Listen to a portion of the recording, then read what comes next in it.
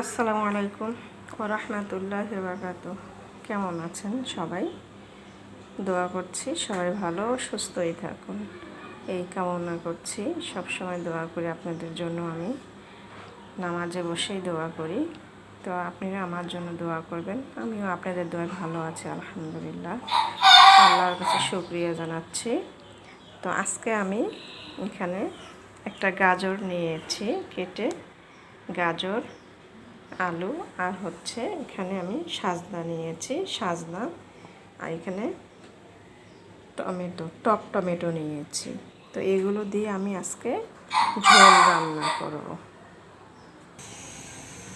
তো আমি কড়াইতে পেঁয়াজ আর কাঁচামরিচ দিয়ে দিচ্ছি। বিসমিল্লাহির রহমানির রহিম।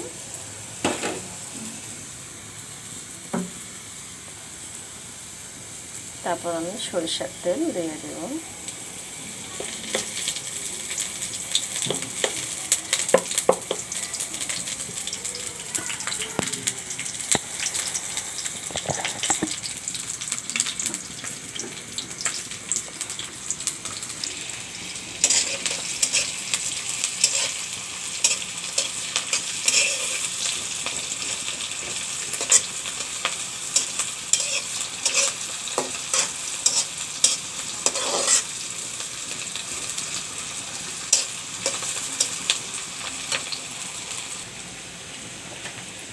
তো আমি এখানে হলুদ গুঁড়ো, মরিচ গুঁড়ো আজকে অল্প একটু নিয়েছি, যেহেতু আমি কাঁচামরিচ দিয়ে দিচ্ছি।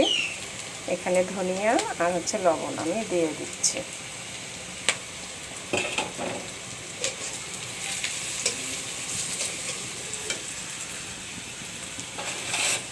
তারপর আমি এখানে পানি দিয়ে দিব।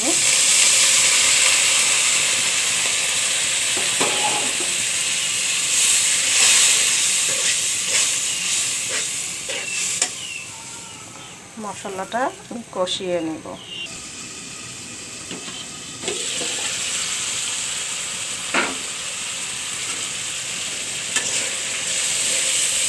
মশলা কষানো হয়ে গেছে। এখন আমি এর মধ্যে গাজর, আলুগুলো দিয়ে দিচ্ছি।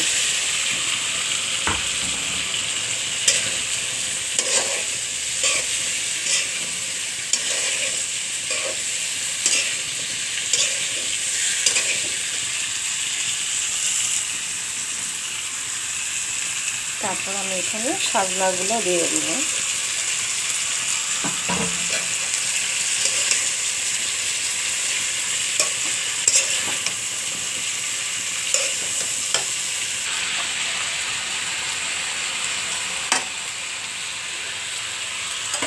তারপর আমি ঢেকে দিব।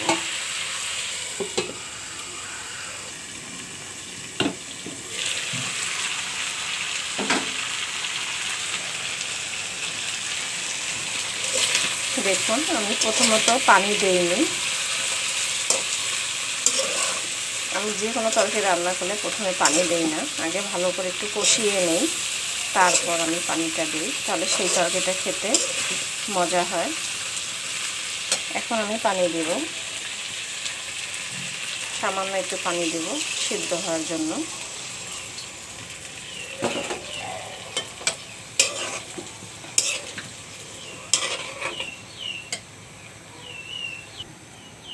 এখন ঢেকে দেব সিদ্ধ হওয়ার জন্য।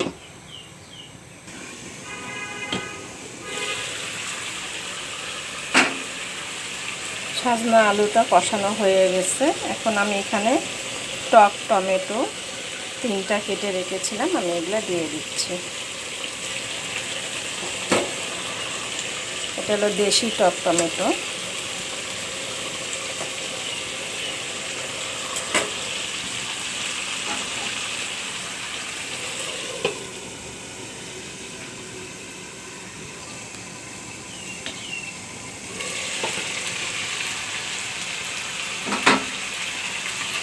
এখন আমি এখানে ঝোলের পানি দিয়ে দিব।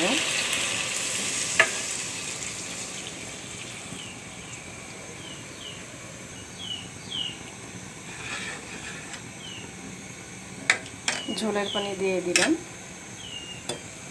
এখন বলক ওঠা পর্যন্ত ঢেকে দিচ্ছি।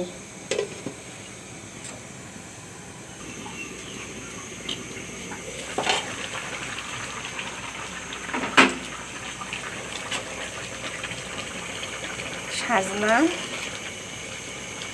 গাজর ও টক টমেটো দিয়ে আমি ঝোল রান্না করলাম। আমার সাজনা তরকারিটা হয়ে গেছে। সবাই ভালো থাকুন ও সুস্থ থাকুন এই দোয়া কামনা করে রেখে দিচ্ছি। আসসালামু আলাইকুম ওয়া রাহমাতুল্লাহি ওয়া বারাকাতুহু।